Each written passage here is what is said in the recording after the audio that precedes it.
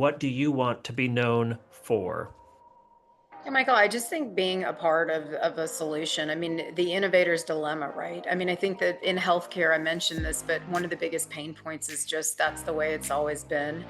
And it's frustrating to watch our doctors keep kind of getting to the water up to their nose and not knowing which way to go. So staying ahead of those changes, it really is in healthcare one of those things where if a bird flaps its wings in South America, you can change the jet stream, but you have to innovate to the point of pain and then innovate some more. And I think being able to be the energy and the solution for our doctors when they are burnt out. I really enjoy the fact that I've written a lot of educational articles, not marketing pieces, educational articles in many different publications. And I've spoken at probably over 100 conferences in the last, dozen years. And it's all about educating a lot of it doctors because they're stuck in this changing environment, and I enjoy doing that, and that's what I think I get a lot of satisfaction of it, and that I'd be very proud of. That's awesome. Well, I appreciate that, and I can tell that that is your spirit. This podcast is produced by Concierge Medicine Today, LLC. All rights reserved. Concierge Medicine Today, or CMT, was founded in 2007 and serves as the industry's trade publication and annual medical conference organizer. Please note, the information shared on this podcast and across all CMT platforms is intended for general informational purposes only and may contain errors or omissions. Nothing in this podcast nor across CMT platforms constitutes medical, financial, legal, nor professional advice, and CMT is not liable for any inaccuracies. CMT encourages listeners to conduct their own research and consult trusted advisors before taking any action based on the content presented. No mention, interview, or link should be considered an endorsement. This content is primarily intended for a healthcare audience and may not apply to all listeners. Thanks for tuning in. Concierge Medicine Today's Docpreneur Leadership Podcast, and today we have two special guests talking about a really interesting and intriguing subject on the industry of concierge medicine related to consolidation and all that's happening in that. And so we have today two guests, Dana Jacoby. She is the founder and CEO of the Vector Medical Group, and we also have Gary Herschman, partner and co-chair of the Healthcare Transactions Group at Baker Donelson. So guys, gals, welcome to the podcast today. Thank you for having us. It's great to be here, Michael. Thank you. So before we jump in, we ask this of all of our guests, and I'll start with you, Dana, and then we'll roll to you after Gary. How did you guys get involved in healthcare? Nobody graduates high school or college and being like, I really want to go do this. And, how did you guys get involved in healthcare? I'll start with you, Dana. Yeah, Michael, I don't know that I had a choice. My mom's whole side of the family was doctors and physical therapists, and my dad's whole side of the family was small business owners and engineers. And so I was lucky enough to get a job right out of school with a pharmaceutical medical device company, but I just kept wanting to fix medicine. And it was that engineering, small business owner side of the business that I wanted to serve my mom and her side of the family and also help doctors navigate their futures. And so from that point on, it just became a lifelong passion to help solve for patient care and doctor architecture. So it's been an honor to be a part of it. So what does Vector Medical Group do? The Vector really helps. Vector's at the intersection of helping doctors navigate their futures. And so Vector got started because I had sold a couple of businesses in the healthcare medical market research space and realized there was a gap between consulting companies and transaction companies that wasn't being filled. And so Vector really sits at that intersection, helping doctors and founders in the medical industry navigate their futures, Michael, which sounds very kitschy, but the reality is that there's so much change right now. A lot of physicians don't know where to go, who to call, what advisors to put in front of them, and everybody seems to be, wanting to solve for something, but doctors are really just looking for therapy meets strategy, and that's where we sit. So it's been a really fun thing. We've been able to work all over the country with doctor founders to help them navigate their futures. Neat.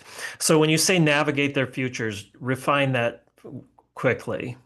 Yeah, so our average phone call, Michael, is a physician founder or a physician board saying, hey, we've either got an inbound from a private equity and family office, or we were thinking about succession planning and we don't really know how to go about that. No, no one prepared us for the water being up to our nose. And now we have to figure out, how do we get our junior partners to buy in? What happens? Or, hey, I got an inbound from the local hospital health system and they want to have us infuse in this case, our concierge medical practice into their infrastructure. Does that work? Will it culturally fit? So we're kind of a catch-all firm of, hey, I don't know what I want to be when I grow up.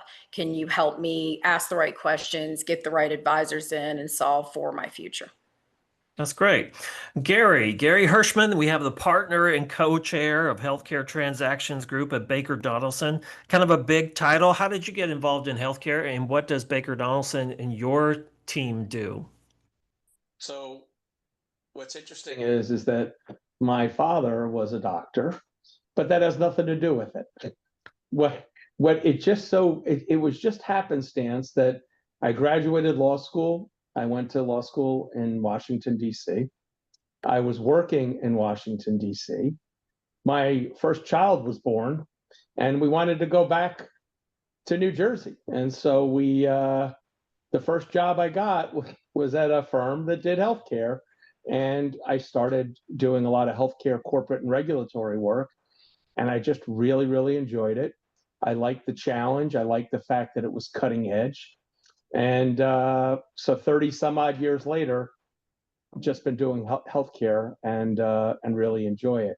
So Well, yeah, go one ahead. could say healthcare is a recession-proof, job, especially in the regulatory and legal areas.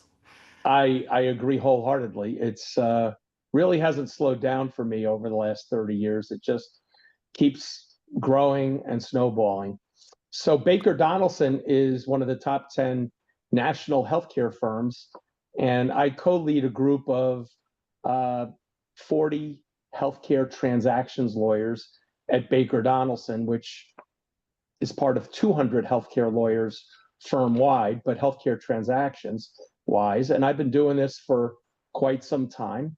And we work with doctors all over the country. I'm usually on a plane or on a Zoom with folks across the country on Mountain Time, on Pacific Time, and in the Southwest, Midwest. And it's been great. I love it. And most recently, we're doing so much work with concierge practices. So happy to be here. Well, that's great. And it sounds like y'all are moving doctors forward with, practical solutions. And so today's topic is really going to center around, with both Dana and Gary, why are so many um, entering into concierge medicine practices in particular, entering into this consolidation activity. And we're going to refine that consolidation, term here in just a moment, but also some practical, things where there. You guys recently wrote an article. It's available on conciergemedicinetoday.org. You can go and read the entire article, but we're going to talk about some of the highlights and maybe dive into that article that you guys wrote and contributed to CMT. But before we jump into, the practical steps, let's refine a little bit about, and we'll start with you, Dana. What is happening in concierge medicine from your vantage point? Why are these consolidations happening? But to backtrack, what is the consolidation in terms of your definition of it, the doctor should know? Yeah, well, my definition of it, Michael, keeps evolving. I think that there's a lot of things happening right now at the same time. So, one, the average doctor in the United States is over the age of 55. So, a lot of our back in the day, concierge medical practices, we have four right now, literally, that we're working with, that the physicians are getting more mature. They're trying to figure out, can they find somebody to buy their practice, or what does that look like? And not necessarily a private equity or family office, just, is there another concierge doctor that wants to take it over? So there's kind of that theme, the mature physician. Two, this space is white hot. Back in the day, you kind of had concierge care, but that was maybe a primary care doctor that was just getting cash for their services. You've got the Medi Spa, craze with Botox and Juvederm and all kinds of aesthetic procedures. You have GLP-1s. So you have the Wegovys and Ozempics and all the things in the pipeline behind that. And then you have the average person that during COVID said, my primary care doctor was overloaded. I couldn't even get in to figure out what was going on with this crazy pandemic, and I found a cash pay doctor that was able to take me more quickly. So you kind of have this interesting conversion right now, Michael, of all these things that are encompassing concierge care. What that has meant is that a lot of investors have woken up and said, wow, I'm getting older too.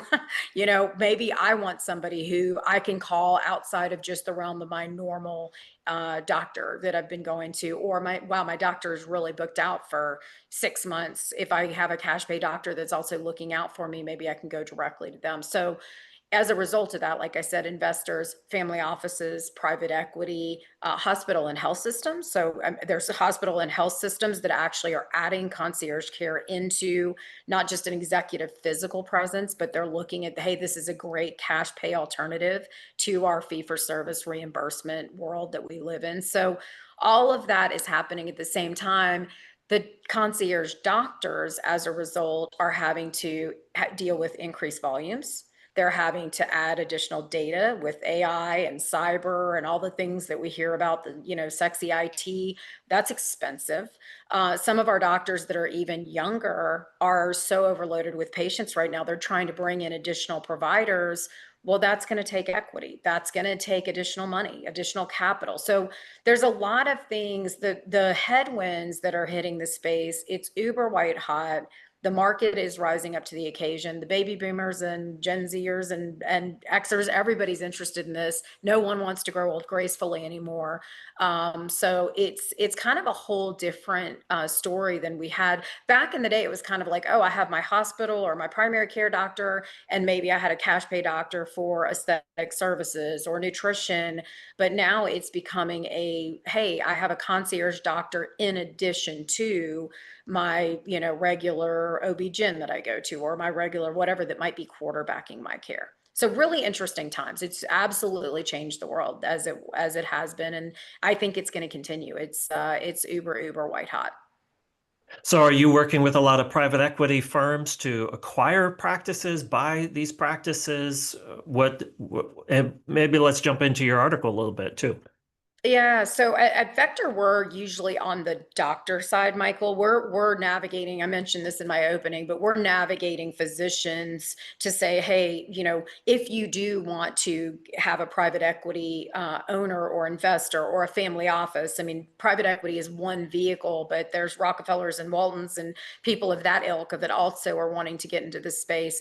So a lot of times we're on the doctor side. That said, there is not a day that goes by right now that we're not getting some inbound from an investor group of some sort saying, hey, what do you know about concierge medicine? This seems to be the wave of the future. I'm getting older. I want to invest in things that, from an investor standpoint, they also want to invest because selfishly they want to live forever. So we are doing a fair amount of strategy phone calls, but 99.9% of the time we're on the physician side, not on the PE side, starting out. Wonderful. Gary, do you have any thoughts on that before we jump into Dana's part? No, other than the fact that we've just seen so much growth in this area. I have clients that are building concierge practices now. I have clients that are concierge practices looking at their strategic options. It just seems like there's so many different practices around the country. It's really been a growth area. So because of that, there's a lot of fragmentation. There's so many, just like dentists, there's so many different small concierge practices around the country that there's a good thesis for consolidating and getting economies of scale and increasing value that way. So we're seeing it on both ends, on both new ones coming in, forming them, growing them, and ones that are concierge practices that are considering, hey, is this a good time to do something else and join a larger group and partially monetize what we've grown up to this point. Well, Gary, given your background in, working in healthcare, working with doctors in this area, but also, a little bit on the legal side, but also the financial side for doctors. Private equity as those two words in healthcare for some, folks in healthcare, especially on the physician side, it seems as though it's like, well, that's kind of a dirty word. Those are dirty words, and a lot of doctors have this uh, aversity. That's the wrong word. I'm fumbling in my words, but they have this resistance. There's a tension that rises up because, well, it's all about the money, and I don't want a non-clinician telling me how to practice medicine and all the like. And so, from your perspective, pros and cons, one on each side. Is private equity moving into healthcare a good thing from your legal perspective? Then Dana will jump into your meat and potatoes of your article. Right? Yeah, from my Perspective, I do agree with you that when doctors hear private equity, their knee-jerk reaction is, Hmm. I don't want to hear about it. Um, the problem is that it's important for them to understand there are some really good investors out there. Let's call them investors, because as Dana rightfully pointed out, some of them are private equity, some of them are family offices that have a different approach than private equity. They're not looking to get out and flip and make a profit in 3 to 5 years like private equity groups are. And then there's hospitals and other large companies. So there's this whole consolidation. You have four different categories of potential partners in a consolidation transaction. Private equity is just one. Again, hospitals, family office, other large companies that are not, could be public companies, could be just other private companies that are not private equity funded. So I just think that it's important for doctors that don't just cover your ears and put your head in the sand. This is going on around you. You should want to learn about this. Make it get all the facts, learn about it, um, and then make a decision. Learn all the pros and cons. Learn what an offer could be, and then if you decide it's not for you, then because it is not, Michael, this is not right for everybody, whether it's private equity, family office, or doing anything other than staying as your own independent concierge practice. So, but my view is always, just like doctors and informed consent, get all the facts and then make a decision, because so many others are doing it. There must be some good there, and there's a lot of good about it, which I think Dana's going to talk about, the good and the why folks are doing this. So I don't want to steal her thunder. Agreed. Nope. All right, now it's your time to shine, Dana. Let's dive in. So let's talk a little bit about the good things that are happening in the why consolidation in healthcare and in concierge medicine more specifically, is a good thing from your vantage point, your experience, what doctors, what they've been experiencing with, this activity. Yeah, no, I think, and it's interesting. Michael Gary nailed it. I mean, saying, "Hey, I don't want to do private equity," or "Hey, I don't want to bring in an investor." It's like saying, "Hey, concierge medicine is all the same." And we get into this debate. I have a very mature concierge medical doctor here in Denver that has been practicing since the beginning of what concierge care was, and he's always like, "It's not a one size fits all. What one doctor calls concierge medicine is very different from what another doctor calls concierge medicine." For investors coming in, and for some of our doctors who have aligned with either family offices or investor groups, they don't, to your point earlier, doctors want to be physicians, right? They went to school to take care of the patient. They don't necessarily want to be doing billing and infrastructure builds and managing big admin teams and doing HR and doing AR. I mean, there's things that physicians, a lot of times when you interview them off the record, behind the scenes, say, man, if I could just offload that and be a doctor and really take care of my patients, I'd be so happy. And so the first thing a lot of times an investor or an outside party brings in is just the ability to have you focus on clinical care and optimal, practicing at the height of your licensure, and allowing all the other nonsense, the billing, the admin stuff, the HR, the stuff that gloms you up, to be handled by somebody that really loves to do that stuff. There are investor groups that are excellent in that space. The second one, and I mentioned this earlier, but IT, cyber, outreach, membership, infrastructure. We have a lot of concierge practices that are doing recurring revenue the hard way. I have one that's literally on Excel spreadsheets still. That is not a good way to keep records from a patient standpoint, from a HIPAA standpoint. There's a lot of things that these physicians have to invest in for the future. I won't even say the word, or the word AI, artificial intelligence, but that is coming. And that's something, if you're not investing forward, you honestly are going to be left in the dark. So cyber, AI, IT infrastructure, membership, there's just a lot of things in that category that we find a lot of our concierge doctors are just not ready for prime time. A lot of them either pivoted into this part of medicine, Michael, or left traditional fee-for-service medicine thinking, okay, I'm going to just keep 20 patients and have them pay me a membership fee annually, and it's going to be really easy. Well, with the volumes they're managing right now, it's not easy. And there's things that are falling through the cracks. I mentioned my Excel spreadsheet physician. So that's category number two.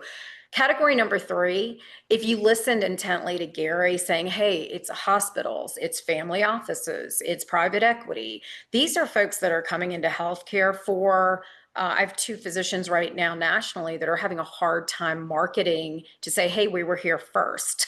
We are actually the OGs of concierge care. They don't have the marketing budgets of a lot of these larger entities. And so being able to really market to the patient and say, hey, we are the OGs, we were here first, we know concierge care at a guttural level, being able to compete in that market, whether it's SEO online or just website stuff, that's becoming more and more critical, Michael. And we're finding patients are very confused. If you heard Gary's comment about the industry being incredibly fragmented, you do have people that are able to throw up a single shingle and compete against folks that have been doing this a long time. How does the average consumer patient know who's a good doctor or who's a bad doctor? And unfortunately, that takes capital to do that. So that's kind of bucket number three. And then bucket number four is really, the succession piece, being able to recruit new providers, being able to manage the inbounds of different we have a CEO that just was hired on by a pretty large concierge medical practice, and the concern of the doctors was, do I give her my equity, or how do I make sure that she's got golden handcuffs and stays? That takes time, money, energy, the ability to give her some sort of equity. Are you going to do it out of your ground floor equity that you hung up a shingle and started the practice yourself? That's your sweat equity, not just equity. Or is there something, as you bring on additional investors, that you can create a management services organization, give equity out, from a different lens that maybe doesn't take it out of your own pocket? So we could go on for hours. There's so many other things, but those are the biggest buckets that we're seeing right now. Is a lot of these concierge practices are small mom and pops, and now they have to compete against Papa John's or Domino's, and without somebody at their back from an investor standpoint, and also just a smart standpoint of how do you create Papa John's or Domino's if you're mom and pop. That takes a skill set that a lot of our doctors just didn't go to med school to have. So I concur with all of that. And from your vantage point, when you're sitting on the same side of the table as the doctor, and the doctor leans over and says, yeah, like those numbers are nice, and I would love to have the influx of capital to do the things that I want to do, but I don't want a non-clinician telling me how to practice medicine. What do you say to that clinician that's just whispered that to you and like pushes the offer away? Right. Well, I think that's where having Gary on this podcast is an incredible thing, Michael, because in most states there is a corporate practice of medicine law that won't allow that. Now, whether physicians know that or not. They have to be able to exercise their right. But what we find is the fear of an investor or the fear of private equity is a bigger deal than somebody coming in and saying, hey, Dr. Johnson, you can't use that suture or you can't use that whatever.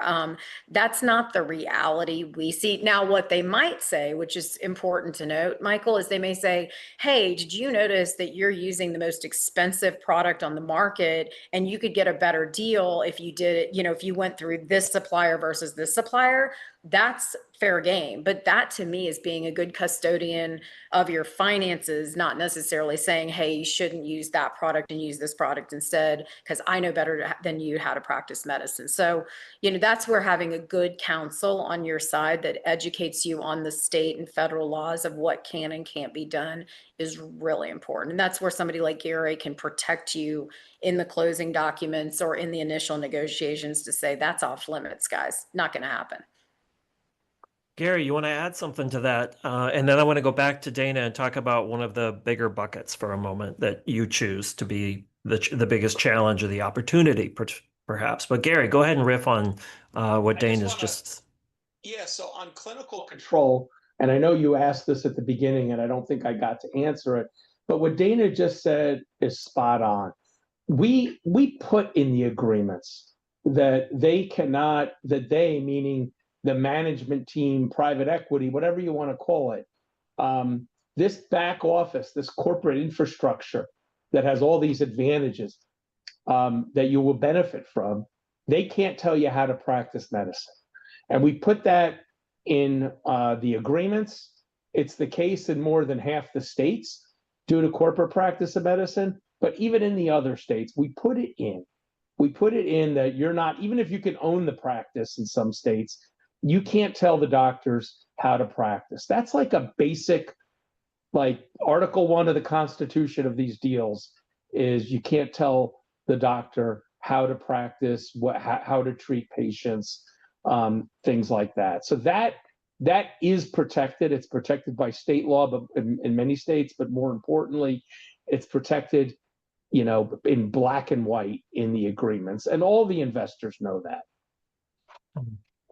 So there's a few things on for both of you related to time management, hiring for your weaknesses. I don't know where I want my question to go, but I kind of want to talk a little bit about that culture of a medical office that you guys are working with and what advice you're giving them to say, well, you do have some blind spots here. Like there is a cheaper way to do this. And I get the resistance because I've interviewed many, many doctors over the years and practice managers. And well, I want to do what's best for the patient. So maybe doing that, that using that device or that test that costs this is the best one out there. And maybe that's true from an evidence-based perspective. Maybe it's not. But also, I come at these interviews and these discussions saying, look, I'm not a physician, but I am a patient. And I do know what it's like to sit on the other side of the exam room and service window from you and your team. And Right. your words carry weight because you're my doctor. Like your words weigh 1,000 pounds. You're probably one of the top 5, 10 most influential voices in my life behind my wife and kids, and so 5 words from you is going to say, Michael, we need to talk. You need to come in. You're like, oh no, like or 5 words are going to uplift me and encourage us, to keep moving forward. Like, hey, you're doing a great job with your weight loss, or you're doing a great job with your lifestyle, decisions on food and those types of things. So, Dana, what's one of the biggest buckets that, you can really take a hold of in a doctor's office and affect change? And maybe you're welcome to riff on a little bit of that as well. Yeah. No, well, first of all, Michael, I'm glad you still feel that way about your providers, that they're that up there with your family. That's the way we want to keep it. I was in one of the top concierge medical practices last week for 2 days because they weren't ready to do anything. They weren't ready to bring in a private equity investor or family office. They weren't ready to sell. And honestly, I took 16 pages, literally old school, of notes of all the things that were broken around the doctor. Other than the people side of the business, everything else was broken. Their marketing was off. Their location wasn't marked well. Their IT system was so dated, and the doctors, unfortunately or fortunately, there was more than one of them, so they couldn't come to an agreement on what they wanted to invest in for the future, to the tune of, no kidding, the walls were stark white because they couldn't agree on what artwork to put on the walls. I'm not even making this up. So here you have one of the most preeminent concierge practices in the country, and yet getting to the doctor through the website, through the phone, through the EMR, all of that was broken. And so, to your exact point, we want these physicians to be on the short list with your wife, with your kids, with your mom and dad, et cetera. But if all these layers around them are not correctly set up, shame on all of us, because the reality is you're not going to feel as close to that patient. My quote to the physicians when I left last week is, I said, I adore you. I think you are brilliant. I could not emotionally connect with your practice while I was here at all. Like, I connected with you and the people here. As far as the practice itself, I couldn't get there, guys. So we are now on a complete 1 year, 3 year, 5 year trajectory, not looking for investors. But I thought, gosh, how easy would this be if we had capital to back us up, instead of sitting in a meeting to Dr. A, Dr. B, and Dr. C and saying, hey guys, you're going to have to personally guarantee this next step. Sorry, you're not competing. So that's one. Two is the number of new procedures, products, and just overall focus on this space. It's hard for those of us that are running alongside of these doctors just to keep up. If I were in clinic all day, instead of being able to read the news or go on podcasts like yours, I mean, it's almost impossible to see what's around the corner. Do I buy the new laser? Do I bring on the new GLP-1? Do I do aesthetics? Do I not do aesthetics? It's just too much for any one provider to take on. So again, you either have to hire somebody to come in and help you, but that costs capital, or you have to really figure out a way to stay state of the state ahead of the next phase. Because what they don't want, Michael, is you to say, wow, Dr. Jones, I really had you with my mom, my wife, and my kids, and I went to another doctor and they're carrying X, Y, or Z new thing that is state of the state, and you didn't even know about it because you were too busy being in clinic, which, doing God's work, right? You're doing incredible stuff, but that doesn't necessarily mean you're ahead of the game. So there's a lot there, Michael. I think that these physicians, we owe them the right to stay in that trusted advisor role with you as a patient, but the infrastructure around them is moving so quickly. If they're not able to align and get a scalability, I mean, they're just not able to keep up with all the changes unless they're able to boutique themselves out so quickly that they can stay ahead of the class. But I mean, Gary and I do this all day, every day. It's just a ridiculously short list, like less than 1% who are doing it really, really well. I agree. And I think that, like, I've said before, any physician, I think, regardless of if they're in concierge medicine or a surgeon, whatever, whoever, salt of the earth. Like, they're the best, some of the best people on the planet. Like, oh my goodness, I can't imagine waking up and, putting your both feet on the ground, and absorbing that response, that weight of Right. on your shoulders every day of what they do. But that said, I remember speaking with, she's since passed away, but she was an amazing concierge doctor. And I remember sitting at a tiny little circle table, a basement of a hotel at a conference, and she said, Michael, I'm still as busy as I was in traditional plan reimbursed practice.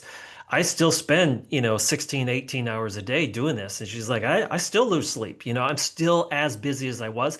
It's just a different kind of busy, and that's okay. I'm able to research conditions on things I didn't want to. But you said something there that I think I want both of you to discuss for a minute, is emotionally connecting with you and your practice. And I think that there is uh, a lesson to be learned for the physicians listening here from your vantage points.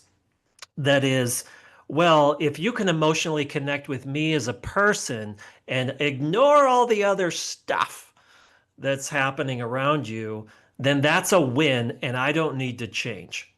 And I think that that's a bit of a mistake for physicians listening, to think that, well, because you emotionally connected with me, you're going to keep coming back.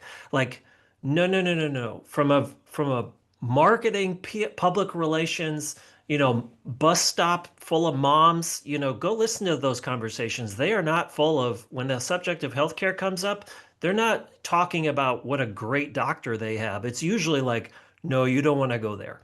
And I think that in order to create a remarkable, experience that's worth remarking about, you've got to get memorable and you've got to get small and personal. And if the things around you are not allowing you to do that as a physician or as a nurse practitioner, or PA, or staff member, because what's the most number one reason why most patients are leaving their healthcare practices, regardless of if it's concierge or something else or whoever else, it's usually because of the staff, right? It's like, well, I like my doctor, but I just can never see her. And I don't even know if I'm gonna see her today because nobody told me he wasn't in, you know? So the blind spots. Talk to us a little bit, Dana, from your blind spots, and then Gary will jump over to you on that same topic.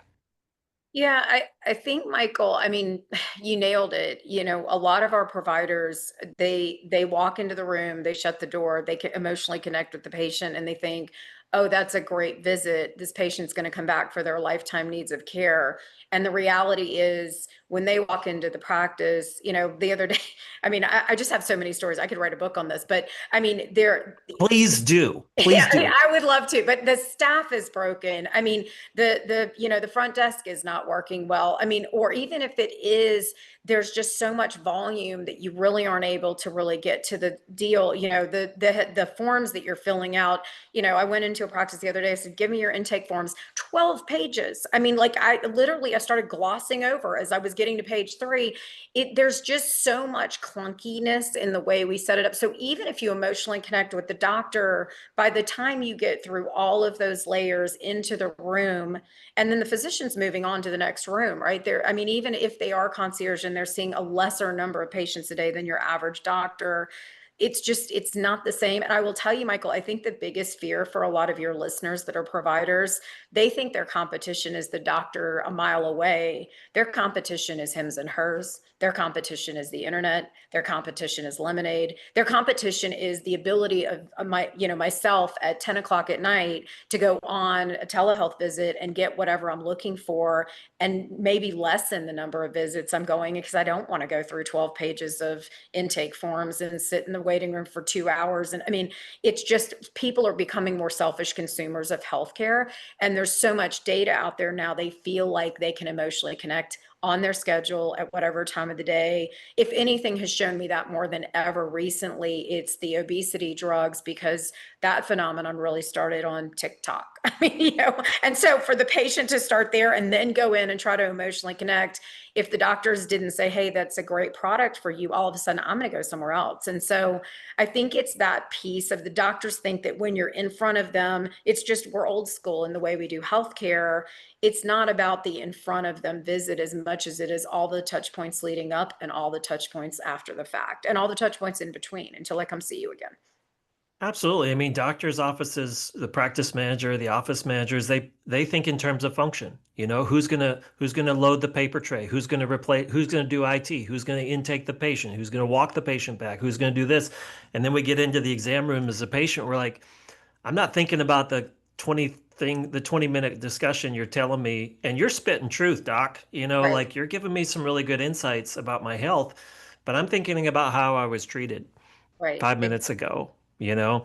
And so, Gary, I want you to talk about a little bit about that. And then we'll talk about you mentioned something in your practical recommendations in the article, and you can read that full article by both Dana Jacoby and Gary Herschman at conciergemedicinetoday.org. It's on the homepage right now, uh, talking about practical recommendations for physician owners of concierge medicine practices related to culture, making informed decisions. It makes me smile when I see you wrote, some physicians are allergic to any discussions regarding potential transactions. So, Gary, talk to us a little bit about what some of your thoughts are on what you've listened to Dana and I talk about. So my thought On what you and Dana just spoke about, and then I'll move into culture. But my thought on that is, I'm thinking back about your interview at that small round table with that doctor in the basement of the hotel at a conference saying, I'm working just as hard. Is she working just as hard because she's just doing all clinical care, or is she working just as hard because she's got to do the clinical care and the payroll and making sure the staffing is, you know, scheduled, people are showing up, her website works, maybe her virtual appointments? My whole point is that when I talk to doctors, they, as Dana said before, she's heard this too, they want to practice medicine. They want somebody else to focus on all the things you guys just spoke about, the experience. And we all know concierge medicine, you know, people are paying money for this access and you know, I'll call it this, you know, red carpet kind of treatment. Let's call it Ritz-Carlton. And so who's going to make sure that your website, you know, is the Ritz-Carlton of websites for competing with the local hospital that's hired several concierge physicians, or a private equity platform that's out there that's has a big presence in your market? You know, training the staff on how to be a Ritz-Carlton employee and the experience that they want to bring, you know, that luxury experience to it, and all and the scheduling, all that kind of stuff. If these concierge, these larger companies have a model, and they're very successful, most of them, and they have a model that works, and it could, as a doctor, you don't have to worry about that stuff anymore. You just worry about seeing your patients, spending as much time as you want with your patients, and, you know, not churning, knowing that it's being handled, that the office is being handled, that the red carpet is being rolled out for the patients, and that there's a way to connect during evenings or maybe texting with patients in a compliant way, if you want to do that, or have some type of call group that does that, if it's not going to be you within your practice or with other practices. So that's my sense about that, is that it's about the experienced, professionalized corporate infrastructure. A physician or physicians can't have that. And even if they recruit a great administrator, it's just not the same as those MBAs from, you know, Harvard or whatever, that are in this corporate infrastructure, that are running this like a company, and now you just practice medicine. So anyway, that's my thought on that. You know, in terms of the next point about practical recommendations, I'm going to break this down into three things. You know, we did talk about how, you know, a consolidation transaction with private equity, with a hospital, with a family office, whatever it is, it's not right for everybody, okay? And maybe certain partners are not right for your practice and other partners are. So that's why I spoke about before making an informed decision. So number one in making an informed decision is, who is your partner? Pick your partner. Pick your partner very wisely. Interview, have someone like Dana or an investment banker help you interview, you know, potential partners, and understand what you want, and to provide a bunch of options out there. A bunch of options, not only in what's their financial proposal for partnering in your practice with you, which could be extremely lucrative, but the money should have very little to do with your decision. And this is how you avoid the pitfalls of partnering with private equity or a hospital or a family office. Do your diligence. Spend a lot of time and effort vetting your partner. Do you like them? Are they nice people? Do you trust them? You know, do you think their culture is good? Or are they just these sharp elbow Wall Street guys that are just burning and churning and just trying to add contracts and locations? That's likely not the right approach for most concierge physicians. So you got to really understand the people, get to know them, see if you trust them, see if you like them, see if you like their plan, how they're doing this elsewhere, what their growth has been, how they've rolled out and improved other offices, and put in that red carpet, from the front door to the reception desk and from the reception area to the exam room. Find out how they do that. Find out how they've improved revenues of other practices. Some people call it income repair, which means sometimes doctors, when they do a partnership like this, their compensation comes down to create the value for the investor. But a lot of these investors bring immediate income improvement so that, within a year or two, you're back to where you were or above. You need to really ask about that and ask how they've done it and for details. You need to ask how show me proof you've been successful in recruiting other quality doctors. A lot of concierge practices, they have problems, like Dana said, finding someone to come in who's the right person, who's very experienced, has good bedside manner, very important for a concierge physician. What's their success in helping you do that, in taking on that recruitment? We need another doctor. We need 2 nurse practitioners. We might need 2 more doctors. Let them take the lead on that, but ask them, what's your track record? Have you done this with other practices? And then I would say, talk to their other practices. Talk to the doctors at their other practices. And, don't maybe look at their website and see who their other practices are. And if they give you a list of 3 doctors to call, maybe call one of them. Maybe look at their website, see who else, what are the other practices? Speak to someone that's not on the list they gave you. Say, how has it been? How has the culture been? Have they gotten in the way of your clinical decision making? Have they run your office really nicely and made improvements? Have you been happy? Has the partnership worked? I think that's a great idea, to make those kind of cold calls and really speak to a bunch of different doctors like you to see if they're really happy or not. And there's one other thing I just want to add, which is private equity. Some of the private equity horror stories, I think almost all of the ones I've heard, are because the doctors didn't do this due diligence up front of the culture and really dug in on all these factors and speaking to others and getting their track record and results, but also find out about their debt. There's something called over leveraged. Leverage means debt. And some private equity firms have too much debt, and they go overboard in terms of their debt structure, because that's kind of like their leverage buyout, their model to make money. But it's, there are a few that are over leveraged out there, and I'm just talking in general.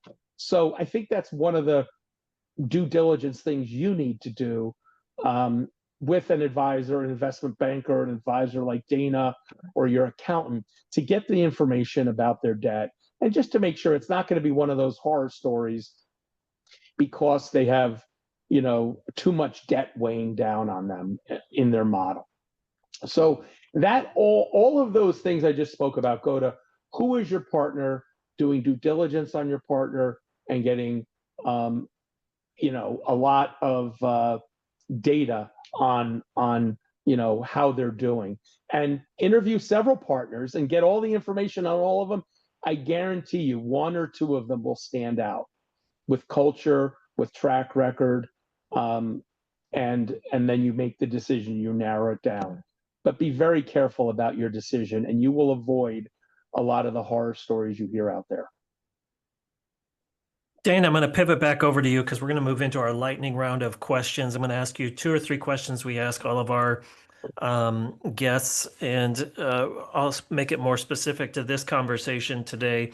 And you can be however brief or long-winded as you like to, within reason, because I will eventually cut you off at some point. Fair game, But right, Yeah, as a host of a conference, I always have to set the rules for for the panelists, like, hey, we have to allow the other people on the panel to talk. All right, Dana, the first question kind of goes over to you, and it's thinking about, if you were to hang up the keys to, to your job today and be like, that's the story right there. I'm going to tell to some stranger when I've got dementia on a rocking chair. Like, this is why I started that company, and you wouldn't believe the great thing that happened. Talk to us a little bit about when you do this stuff right, right? Like, what story comes to mind that you can anonymize to say, like, this doctor's office did this right, and these are some of the things that blossomed from this. Yeah, well, hopefully my dementia will be treated by one of our wonderful, illustrious concierge doctors. So, no, honestly, Michael, there's nothing better when you have, especially in this space, a lot of our providers, they're small practices, and you see the brilliance of what they're doing, and you see the ability of them to scale, and they just do not have the wherewithal, the infrastructure. Some of our more traditional medical practices have had to get bigger because of reimbursement degradation, and they're running bigger groups with or without investor money because they had to get big legal, they had to get big HR, they had to get big CEOs. They didn't have a choice. They had to scale in order to keep things going. So for this space, my quote is always, my goal in life is to make sure that Mr. Jones is able to live long enough to see his son's wedding, because we created optimal medical care for every single patient that walked through the front door. And with a lot of these, I audit charts. I go back to traditional consulting at times to really help our doctors navigate their architecture for the future. You would be so sad if you saw some of my best providers just don't have the infrastructure in order to shine. And unfortunately, if they're not shining, the reality is no matter how good they are, the patient does fall through the cracks. And so the goal of this is to really help them. If I'm on my deathbed one day, I want to know that, that's that old adage of the starfish on the beach, and the dad and the kid are walking down the beach, and, the dad's throwing the starfish back into the ocean, and the child's like, you're not even making a dent in this. And the dad's like, well, for that starfish, it made a difference because he's going to live. That's the goal. And so if you can take your best and brightest providers and doctors and create the right infrastructure through scalability, some of that unfortunately or fortunately takes capital and private equity, family offices. These are some of the wealthiest folks in the world, not even the country, and they want to back our best and brightest physicians. So it's back to what Gary said earlier. If you're able to take away the, oh my gosh, I don't want somebody from the outside coming in to practice medicine, and flip the script to, oh my gosh, if I utilize this and leverage my talents most adequately, I can affect more change around the world or around the country or around my specialty. That's the story. And so for me personally, that's what gets me out of bed in the morning. And when it works well, Michael, to your point, when you find an incredible investor that is not going to come in and do the wrong thing around healthcare or medicine, none of us want that. Even those of us that do transactions don't want that. And you marry that with one of your best and brightest doctors or provider groups, and the synergy is real. It's awesome. I mean, it's flat out incredible to see what difference can be made. And the doctors, if you get them when it works really well, they literally will say, I had no idea how much time I was spending on stuff that didn't affect change in patient care or that wasn't clinical. I was exhausted every day. I was doing HR. I was managing, receptionist Nancy at the front desk instead of managing the back engine of what I know I can control, and frankly, what I went to med school for. And I'll let you both riff on this commentary, and that is, at some point, there's more doctors who are struggling, with that, struggling to manage their practice, and they're overwhelmed, right? That's why we hear about physician burnout. And there's new stats touted like it's a show pony every single year, and it's like, okay, well, those stats just keep getting worse, or maybe there's a small little glimmer of hope that something happened that was good this year, but then it's worse the next year. And so for the media, from medical journals and associations and those types of things, it's like, well, it just keeps getting worse, but what are you guys really doing to fix it?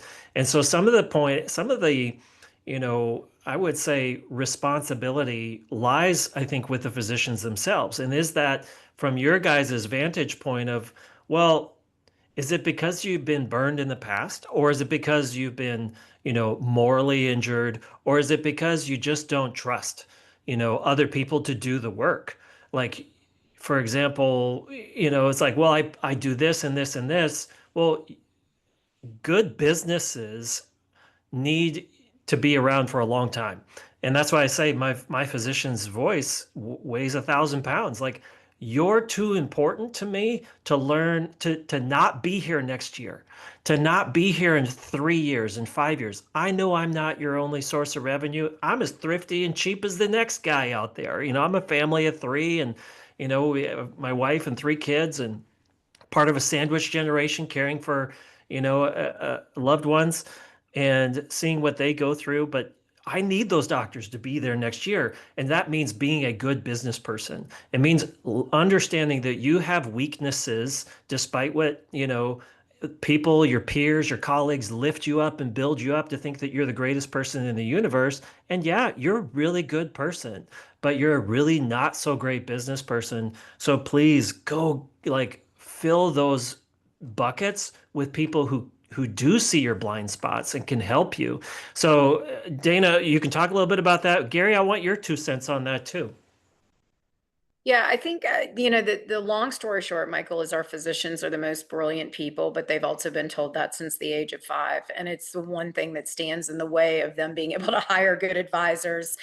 Doctors also learn by case study methodology. So if Gary comes in with a cough, cold, fever, and then I come in, Dana comes in with a cough, cold, fever. That's how doctors learn. They learn by being in the OR with each other. They learn. That's great if you can stay in your insular clinical world. But when you go outside, they use that same methodology to say, oh, I talked to, attorney so-and-so, he's so-and-so's brother-in-law. They keep this insular mentality of how they manage a lot of things. And sadly, as you scale a business or as you get to the next level of infrastructure, that doesn't always work. You have to go outside of your personal purview or your insular infrastructure in order to figure out what the best model is. And I think that's where some of these financial advisors or investor groups, they have best in class, best and brightest, because they're literally pulling from the best schools in the country, the best global infrastructure in the country, the best data analytics in the country.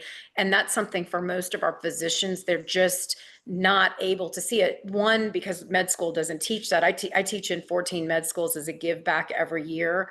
The business of medicine course that we teach is allowed literally 3 hours. I mean, it's like, how in the world do you come out of that course? And I mean, I wish I could tell you we were that good at teaching, but 3 hours of your entire med school, and now you're supposed to run a practice.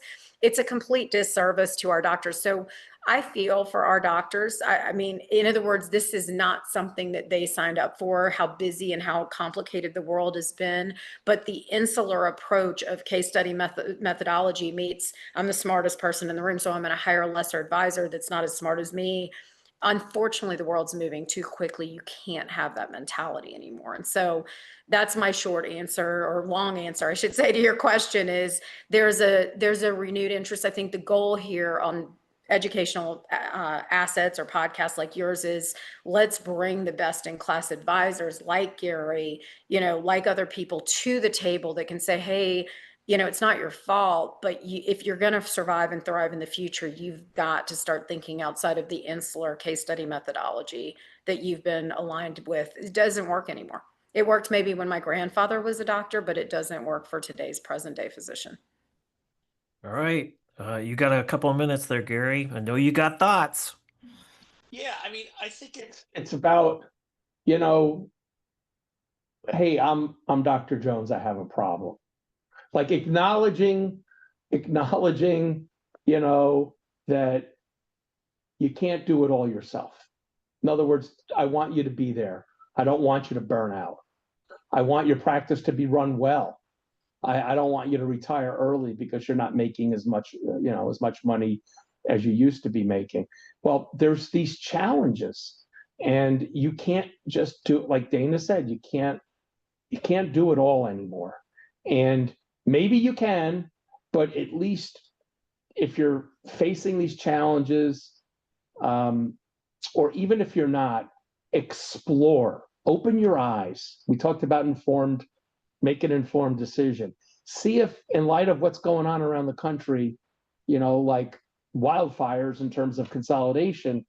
Um, why are so many doctors doing this? Maybe there's a benefit to it. So I'm going to open my eyes. I'm going to look at what options are out there for me. I'm going to acknowledge that I might not be the best at running a business, even though I've done it for the last 20 years. And let me see, what these other companies, partners, potential partners have to offer, how they would value my practice, how they would leave me alone clinically, how they would improve my practice from a business back office infrastructure perspective, and in competing, website, virtual visits, whatever, with the other growing competition out there, so that I can do this for the next 10 or 20 years, whatever your runway is. And I can keep this practice in the community into the future with more recruitment of other doctors and really make this, an institution that is long lasting for the community. And then I'll feel like I've left, a great legacy behind. I mean, in my view, you do that due diligence. If you decide that, none of these 5 or 6 different, proposals and potential partners work that were identified by someone like Dana or an investment banker who know the players out there, then at least you did it. You went through the process and decided it's not right for you. We've just seen that although that knee-jerk reaction, that allergy to partnering with private equity or whoever is out there, we've seen that doctors that at least open their eyes and learn the facts, some don't do anything, but more doctors than you think who had that knee-jerk reaction of no. Once they get all the information, you'd be surprised how many of them learn about it and understand this is a good thing for me. Yeah. Yeah. Well, as one concierge medicine doctor said, years ago on this same podcast, he said, and he's from North Carolina, and he said, in order to stay in business and to be good at my business, I have to know about business. And he's like, I recognize I'm an MD, and I have things that I don't know about. So 30 seconds for you to answer this, Gary.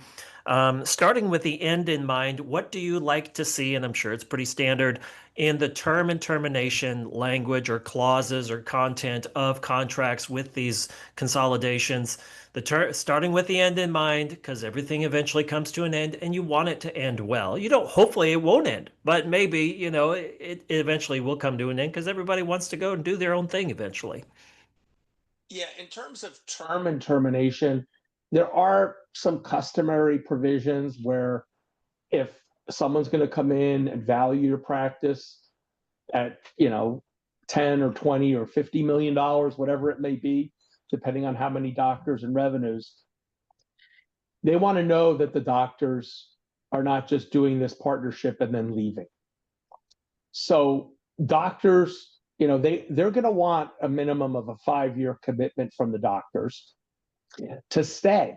And if you're 60, stay till you're 65, and let's have an appropriate, succession planning in place. And for the younger doctors, the purpose is not just to stay for 5 years, but that we're going to make this better and we're going to keep you aligned and want you to stay. And in private equity deals, one of the advantages is that you have equity in this company, in this private equity company.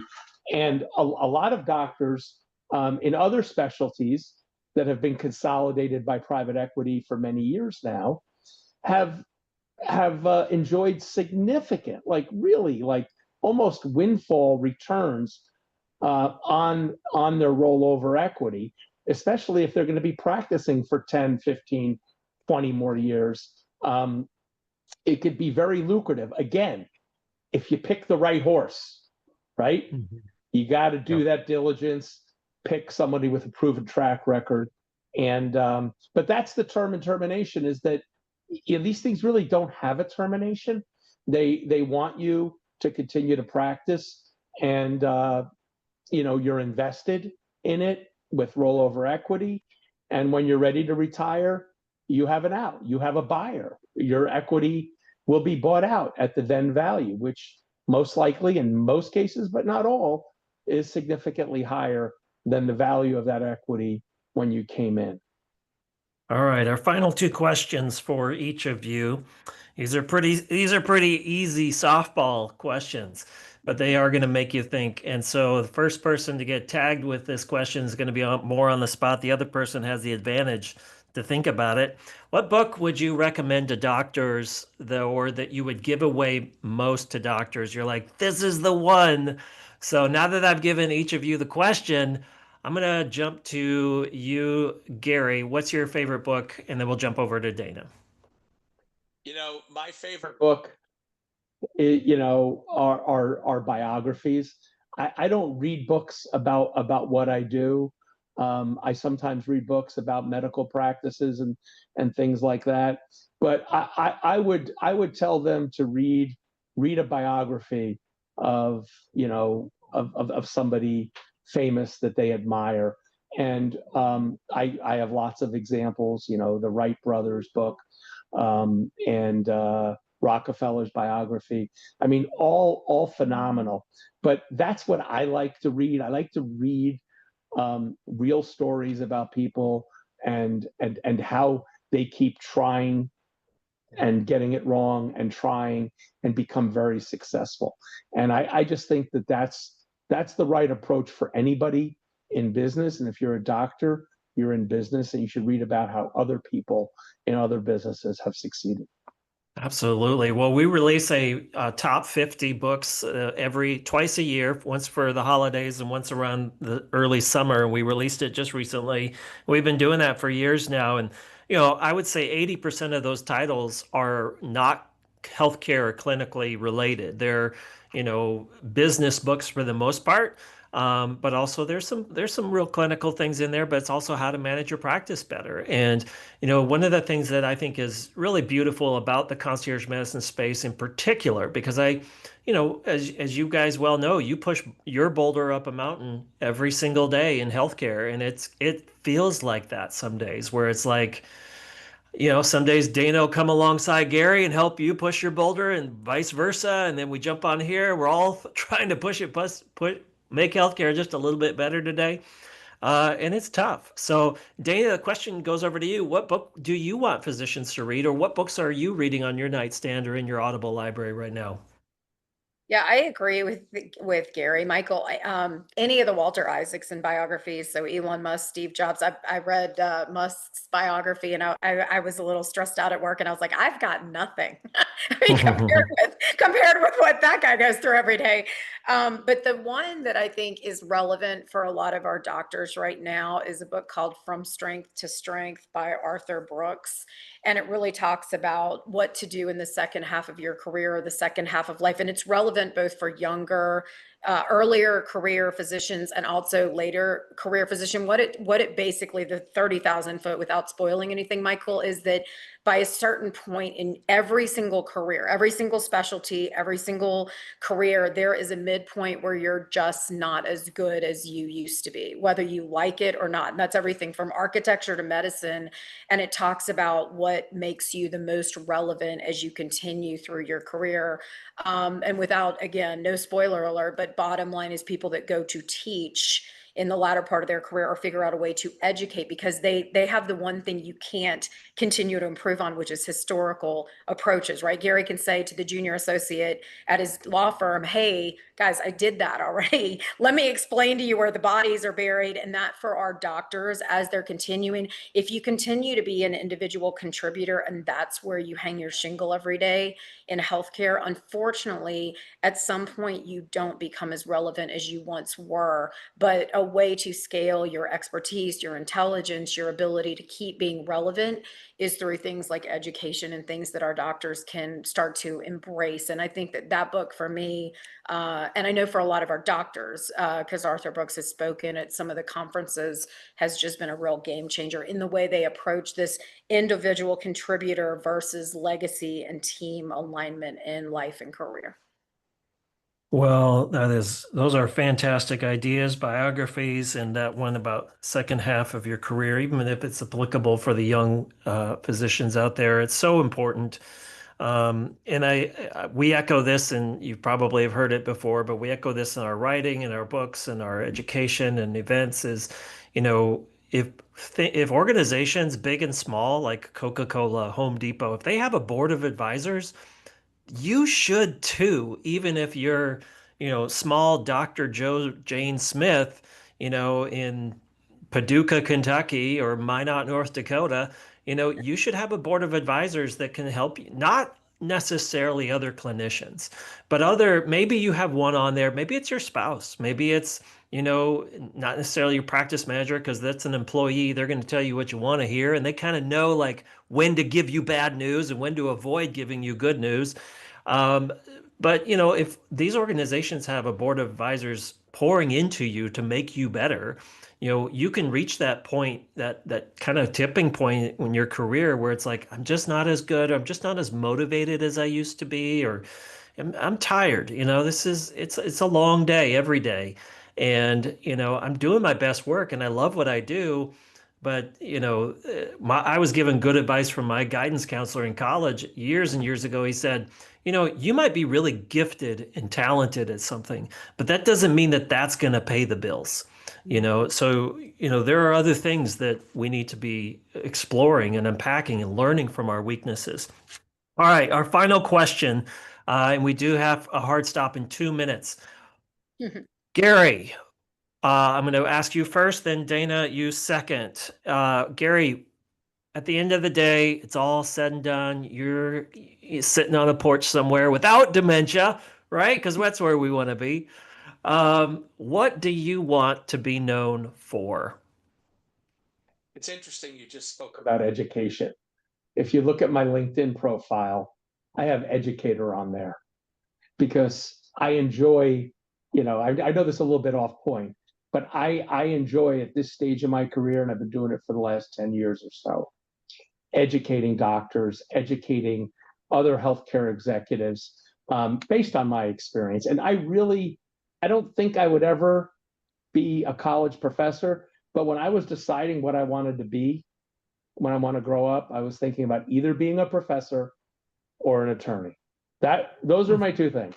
So I think that I really enjoy the fact that I've written a lot of educational articles, not marketing pieces, educational articles in many different publications, and I've spoken at probably over 100 conferences in the last dozen years, and it's all about educating a lot of it doctors because they're stuck in this changing environment, and I enjoy doing that, and that's what I think I get a lot of satisfaction of it, and that I'd be very proud of. That's awesome. Well, I appreciate that, and I can tell that that is your spirit and the way in which you approach this article and this conversation today. Dana, the last couple of seconds goes over to you. What do you want to be known for? Yeah, Michael, I just think being a part of a solution. I mean, the innovator's dilemma, right? I mean, I think that in healthcare, I mentioned this, but one of the biggest pain points is just that's the way it's always been. And it's frustrating to watch our doctors keep kind of getting to the water up to their nose and not knowing which way to go. So staying ahead of those changes, it really is in healthcare one of those things where if a bird flaps its wings in South America, you can change the jet stream, but you have to innovate to the point of pain and then innovate some more. And I think being able to be the energy and the solution for our doctors when they are burnt out, that's where the good stuff happens. And so for me personally, it's a guttural passion to change patient care globally. It's what I invest in personally, financially. It's what I invest in my career with Vector, and it's what I invest in my personal time, spending time. Gary and I both spend a lot of weekends that he won't admit and I won't admit, talking to doctors to get them back off the ledge, back in clinic, so that on Monday morning it's a put me in coach instead of a please tap me out of this game. And that's really, I think at the end of both of our careers, we're going to be very proud of the fact that we were the energy beneath our doctors' wings when honestly they didn't know where to turn. And it's not getting any easier, by the way. The complications, not the complications in patient care, the complications of managing and navigating through healthcare is just not getting any easier. So I think to be there for our providers, because they, to your point, are on our short list of people we trust the most, is where the good stuff happens. Well, I'm going to read the last couple of sentences from your article, and we'll put the links to the show notes on how to connect with both Gary and Dana in the show notes below, as well as the article and the link to that article and any other supporting graphics or items that they might want to provide for you. But in sum, you say in the article, most physician owners, particularly of concierge medicine practices, do not have experience going through a practice sale or major partnership transaction. We hope that these practical recommendations are helpful, both, number one, if you decide to explore the universe of potential strategic options that may be available for your practice, and two, in the event that you decide to pursue a partnership transaction that you want to achieve your long-term professional and financial goals and for your practice's long-term success. And I'll echo those sentiments. And again, this is not a sponsored podcast. We just think that this is incredible education and important information for doctors to know. Is it applicable to every doctor? Maybe, maybe not. But I think that there's value in the education. There's value in hearing the perspectives of experts in their space. And Gary and Dana, you guys are experts in your space.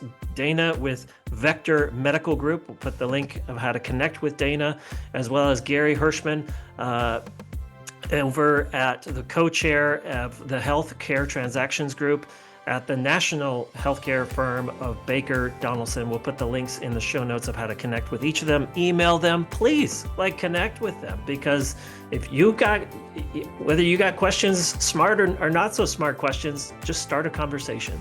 Thank you guys for being our guests today on the podcast. Thanks, Michael. Thanks for all you do.